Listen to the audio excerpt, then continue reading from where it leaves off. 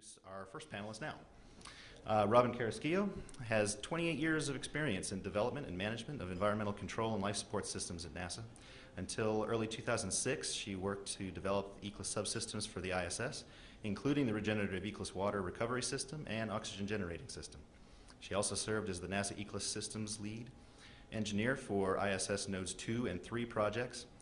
She has held multiple ECLS leadership positions at NASA Marshall, as well as for NASA's Constellation program and for the Orion Crew Support and Thermal Systems.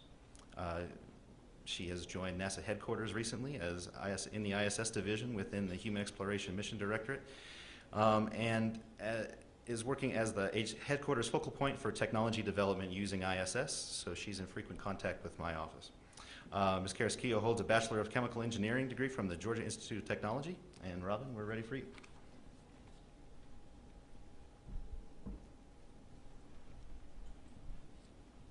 Thanks, George, and thank you everyone for hanging in there today and coming this afternoon to the late session.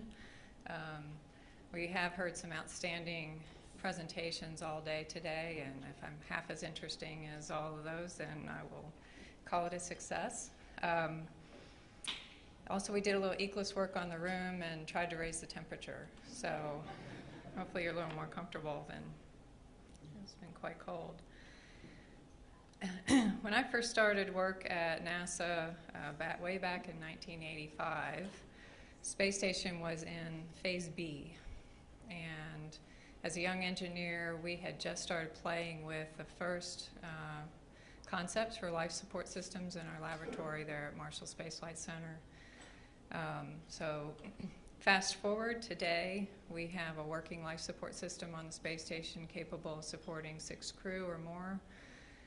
It's been a long and bumpy development road to get there, but it's quite an accomplishment. Now I'm at headquarters working with my colleagues across the agency on how we evolve that system to improve upon it and use it for future exploration missions. This is going to be really critical if we want to take humans beyond low Earth orbit. So that's the focus of my talk today. I'll talk about where we are, where we hope to get to, and some of the accomplishments so far. And then also, kind of a popular topic is we've had some spin-offs from ECLS that have benefited life here on Earth. And I'm going to conclude with some slides showing that. It's a fun story, and I like to tell it. So really brief overview of what makes up an ECLS system. On the Earth provides us air to breathe, water to drink, and food to eat. So as we leave Earth, we need all these same things. We still need air to breathe, water to drink, and food to eat. When we design an ECLS system, we look at all the human ins and outs and do a balance around that, and it's our job to manage those ins and outs. So the crew needs oxygen, they need water. That comes in the form of drinking water, food, and food preparation, and food in the form of solid food, oxygen. So total ins, and then they produce carbon dioxide, which we must remove from the air, wastewater in the form of urine, sweat and respiration, and fecal water, and some waste solids in urine, sweat, and solid metabolic waste. So total in equals total out, and that's what we manage in an ECLS system. So to break it down, the functions performed by an ECLS, we have to supply oxygen. We have to remove carbon dioxide from the air. We have to control cabin pressure. We have to control the cabin atmosphere composition and purity, temperature and humidity control, or the air conditioning system. We have to be able to respond to and recover from any environmental emergencies, such as a fire, such as a spill of some sort, a contamination event. We have to ventilate the cabin. monitor the cabin environment, make sure it's safe, detect and suppress fires, collect, stabilize, and dispose of wastes, and supply water. These are functions we need for all missions. Now, if we're going to talk about long missions, then the more we can recycle the oxygen and recycle the water, that becomes very, very important. So what capabilities do we have today? And primarily, I'll talk about what we have on space station, although we have obviously done ECLIS on Space Shuttle and other vehicles. So real briefly, for circulation, we have fans that provide that between modules and within modules. Conditioning, we have a carbon dioxide removal assembly that removes the carbon dioxide. And we now have the ability to take that carbon dioxide and recover about half of the oxygen from it through another process called the Sabatier. We remove humidity and through condensing heat exchangers, and then we purify that for drinking water. Control temperature through heat exchangers, and then recover, like I said, 50% of the oxygen from the CO2. And supply oxygen. We can either do that from stored gas, or we have an oxygen generator that electrolyzes water into oxygen and hydrogen. For emergency services, we have to be able to detect fires. That's through an optical sort of detector, and suppress them with an inert gas such as carbon dioxide. Fire recovery is primarily done through scrubbing the cabin, or in worst case scenario, we could depress and repress it. And if we have a toxic spill or something like that, the crew can don oxygen masks and respirators. For monitoring, we have the ability to monitor major constituents in the atmosphere, such as oxygen, carbon dioxide, nitrogen, through a mass spectrometer. Trace contaminants are primarily monitored through grab sample return right now. We have flown some experimental trace gas monitors and have been evaluating those as experimental monitors on board, and that's an area where we'd like to improve, I'll discuss. And then we manage pressure through introduction of oxygen and nitrogen. For water management, we have tanks and bags that we store and supply water from. We control the microbial population in the water through iodine. That has to be removed prior to crew consumption. We collect wastewater through spin separators, part of our waste collection system, and through the condensing heat exchangers, how we collect the atmosphere humidity. We have to stabilize our wastewater, our urine, so it doesn't foul on us through a urine pretreatment.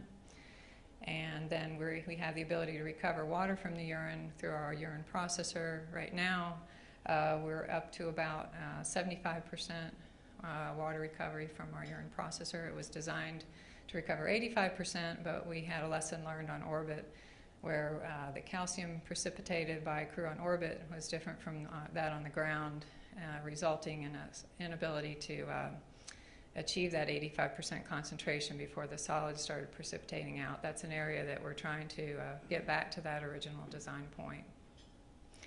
And then we recover the urine, the product of the urine distillation system, and the humidity condensate is sent through our water processor, which uses a combination of filtration, absorption, ion exchange, and catalytic oxidation to purify the water back to drinking water. That system recovers 100% of the water, but it does require replacement of filters and other expendables. And then we just dispose of the leftover concentrated urine we call brine right now.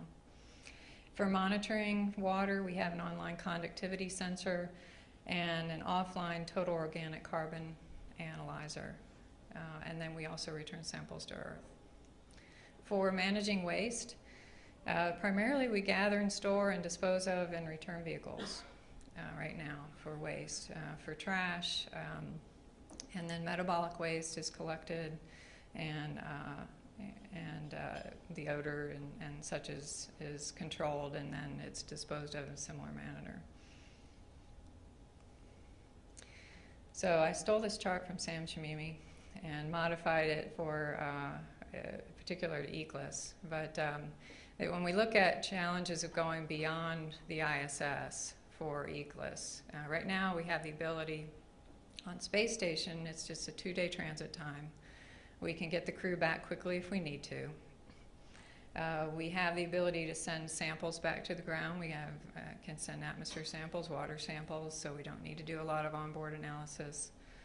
We can send up spare hardware. We can send up oxygen, water, consumables, other things that we need on a regular basis. And we can get rid of our trash.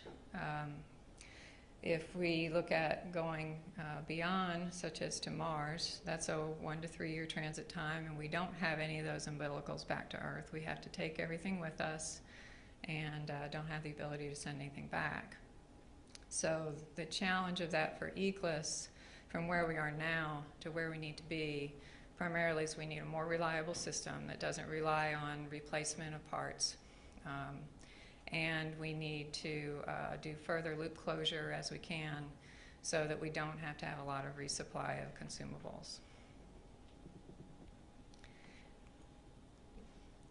We, in the ECLS community, broke down this big goal, and our big goal is to demonstrate by the end of the life of the space station, we want the Mars ECLS to be flying on station.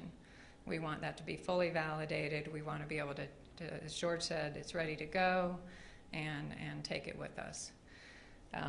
We broke down that big goal into individual improvements that we need to make. We don't need to go design a whole new ECLS system. We want to start with the space station system that we work so hard on and evolve that and improve the things we need to improve.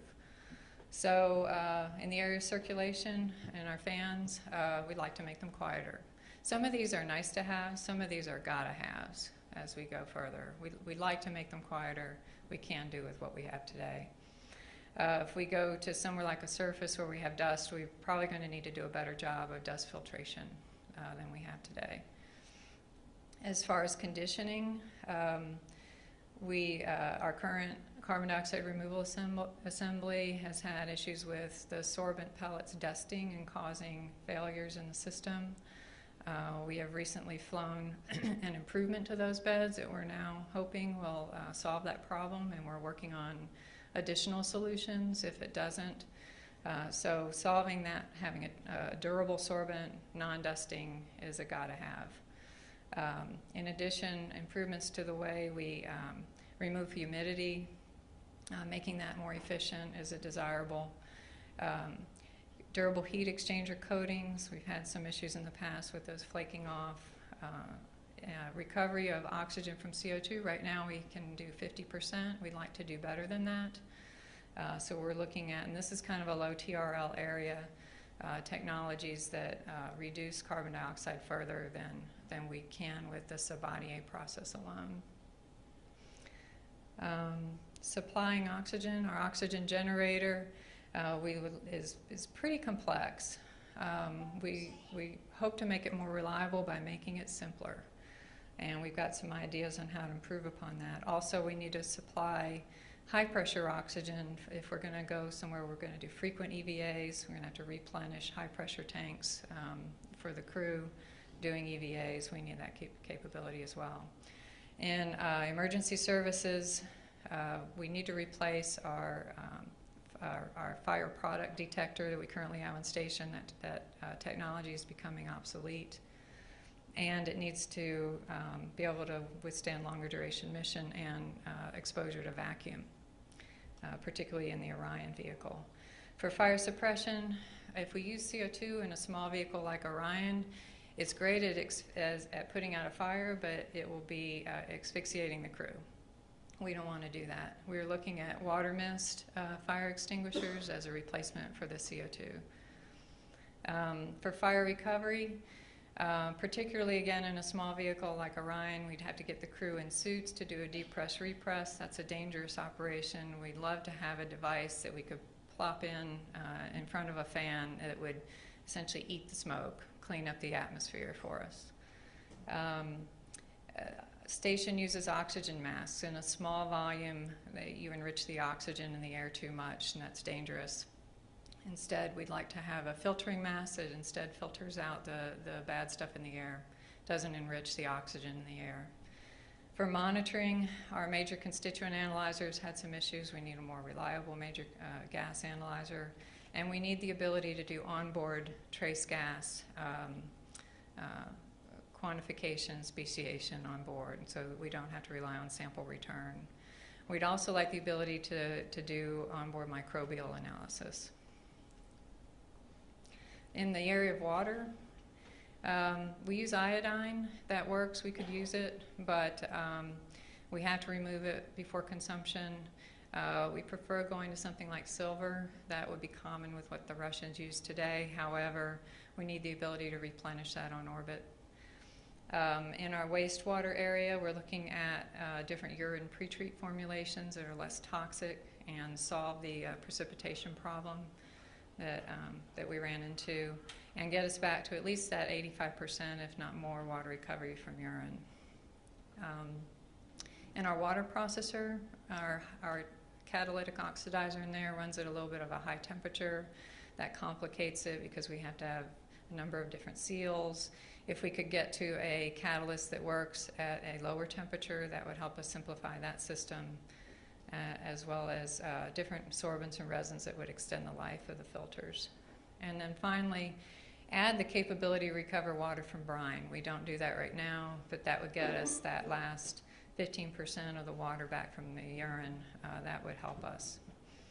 For monitoring, we'd like to be able to speciate beyond just total organic carbon, identify the individual species in our water, and as well as the microbial.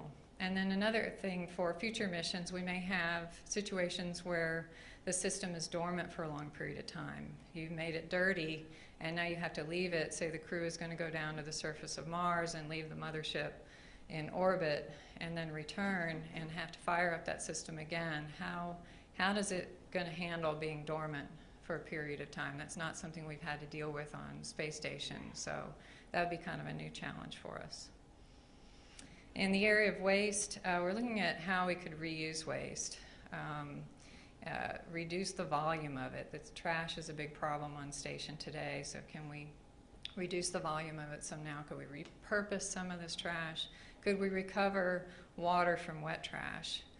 In the metabolic waste, we'd like to have a less crew-intensive commode that could be used across our architecture, and may or may not get to the point where we actually want to recover water from fecal. I think we'd be hard-pressed to probably want to do that, but that is out there as a potential future technology. So the ECLIS community has developed a detailed roadmap over the last couple years and plans, along with gap closing activities to achieve those plans, using the space station as a test bed. Some of the things we're already doing, like I mentioned, we're flying the new bed for the Seadra, seeing how that performs. We're working on ground development of various monitors, and we've flown a couple experimental monitors. We're working on this water mist fire extinguisher. We're working on a new emergency mask that's a filtering mask.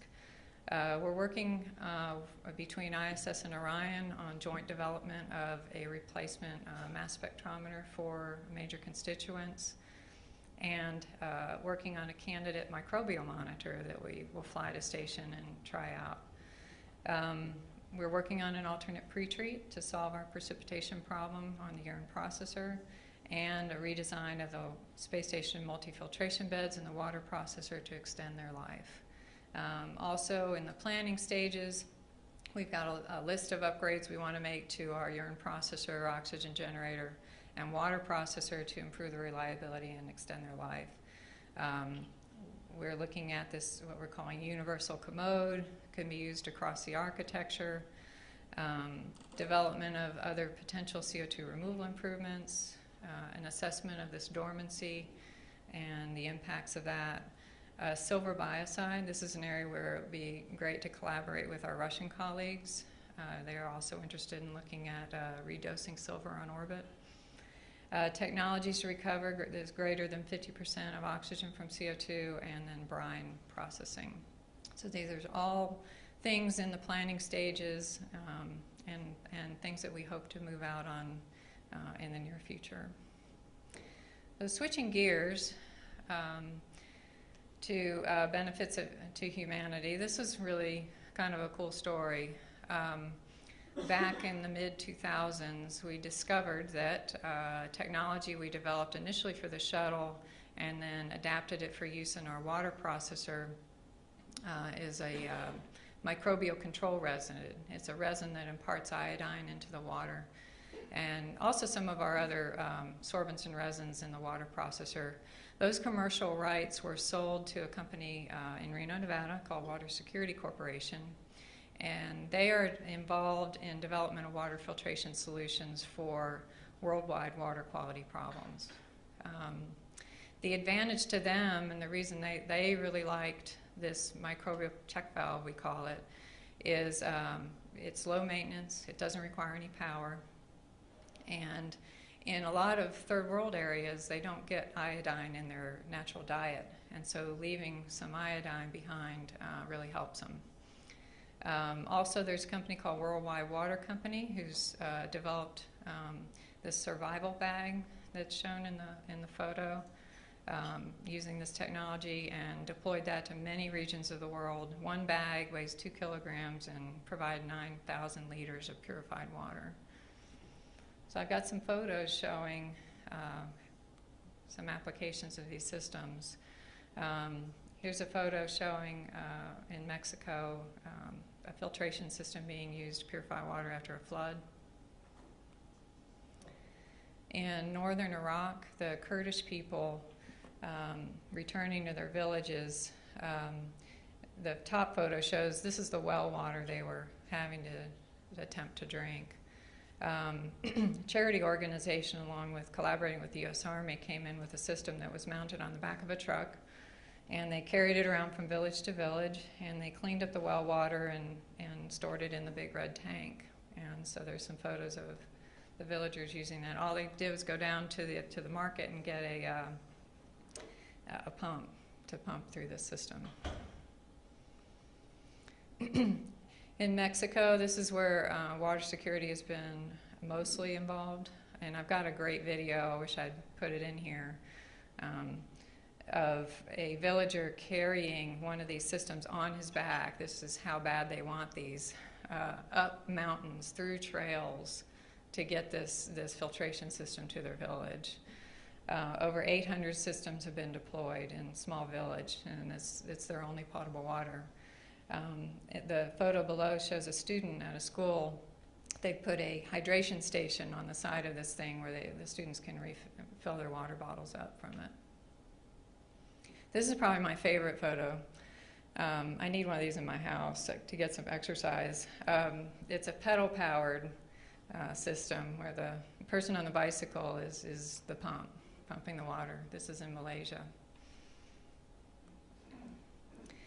Dominican Republic, this is a 300-person mountain village, and the nearest drinkable water was 5 miles away. They've used solar power here to run the system. In Pakistan, this is after an earthquake. They use gravity to feed water from a mountain stream through a system there. And back in '08, we got to participate in the Smithsonian Folklife Festival side by side with water security, showing on the right is our 3 racks of regenerative life support hardware that's on the space station today: our oxygen generator, urine processor, and water processor. And you can see by comparison, the system on the left doesn't have to be nearly as complex to filter water. But it was a neat side-by-side spin-off display, and we had lots of folks come through there, so we were very interested. So that's it. The last page just shows if you want some more information about our ECLIS roadmap or that we've done. There's some links there, and that's all I have.